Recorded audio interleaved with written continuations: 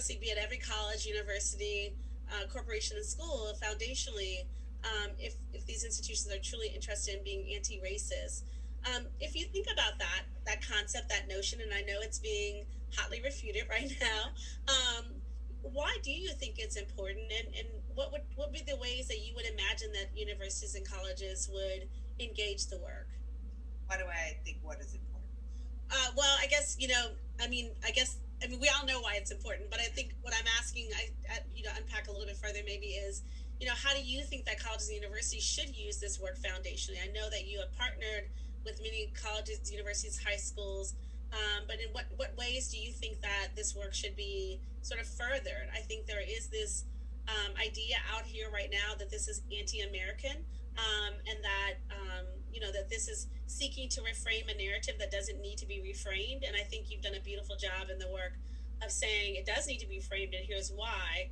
And so I guess I'd love to hear you speak to that concept of those who would both say, I don't know if we even should respond to the critics who say it's anti-American, but if you think we should, how do you think colleges, universities, and schools should continue to embrace the work, grapple with it, and make sure that our students around the country and around the world, honestly, learn it? Yeah, so for the anti-American comments, I feel like people who make those comments have clearly not read the project. They actually don't appear to have even read my opening essay, which accidentally became the most patriotic thing I'd ever written. The essay is not saying, F this place, let's burn it down, or let's get the hell out of here. The essay is saying, actually, we were founded on these amazing and majestic ideals. We haven't lived up to them, and that Black people have loved this country and fought for it, even when this country did not deserve it. And in fact, we are the most American, and we should have a right to fly that damn American flag if we want to. I don't know anyone in good faith can interpret that as anti-American, but also, if this country, I don't think that we're an exceptional nation. I think that that's ludicrous for any nation to make that claim, and we certainly cannot make that claim. We're a nation founded on genocide and chattel slavery and classism and gender discrimination. I mean, we're not. We had exceptional ideas, but we are not an exceptional nation. But if you believe that, then your country can certainly withstand scrutiny. If you believe that, then you don't have to hide the truth of what happened. So to me, it gives up the game that the only way you can maintain this idea of exceptionalism is to ignore the truth of your country. And what that means is that you're actually not an exceptional nation. So, um, you know, anti-Americanism has been used against Black activists, Black scholars, Black journalists, pretty much as long as we have been in this country. Is that our efforts to have our full humanity and full citizenship and to call this country out for its hypocrisies is seen as anti-American, and it's always just been a trope, and it continues to be so. Um, what was the other part of your question? I apologize. I think you've done a beautiful job, and I think one of the pieces of this that we are really all struck by is that there are all these beautiful stories and there are truths that you're telling, yet people still question whether we should be able to tell them. And so I think you've answered it. I just wanted to hear your thoughts on Yeah. why schools should take this up and why. Oh, well, can I add something Yeah, to that? yeah, sure. I also think like it's really important. We stated explicitly what our aim was, and we didn't pretend that this was the objective, unbiased, single origin story, single story of America. What we said was that we want you to imagine what it would mean if we understood 1619 as our founding, if we looked at America through that prism, and if we were more honest about who we are as a country. And so, what I hope that colleges will do is use this one to lead students to be more critical of what we know, how we know it, how do we get the shared national memory, who created it, what's left out, what is the purpose of the history that we've been taught. We know that the history we learn in school is a nationalistic agenda. It's actually not about truth. It's about giving us a shared sense of American exceptionalism and American identity. And because of that, you had to downplay genocide, you had to downplay what happened with chattel slavery, you had to downplay what happened to most marginalized groups. So it's not even that. I would never argue that professors, and I would never assume professors would teach this as this is the one and only truth. You should not question what's in this journalistic project. Of course you could. And I think that it can foster brilliant conversations about framing and why did I choose to write certain things the way that I did? Why did we pick the stories that we picked?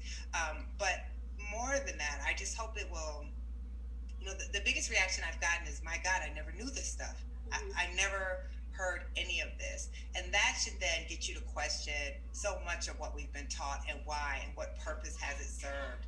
And the opposition, I think, also should lead us to question that same thing. What are they trying to protect? And what has that protection cost us as a country? Because I would argue that our inability to be honest about who we are is why we have who we have in the White House right now, and why we don't know whether we're going to have a fair election this fall or not. Say that, yeah. What I really want to hear is your honest opinion about, do you think we will ever have a true democracy? Is it possible? And I know some of us might be slightly pessimistic, and that's okay. I think that's part of interrogating what it means to trouble these concepts. But I'd love to hear your thoughts about that. I feel like each artist and writer and thinker in the 1619 Project was trying to interrogate sort of this concept. And so I'd love to hear your thoughts on whether we could ever have a true democracy. Oh, so I try very hard not to make predictions because I just think you're going to be wrong. It's impossible to predict. But what I can do is make a commentary based on what history has shown us. And I think that if you look to history, it doesn't bode well.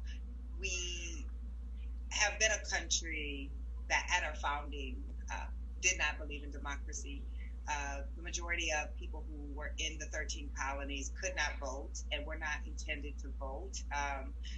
It was our revolution, though, even scholars of the period don't want us to talk about this, was a revolution of the elite.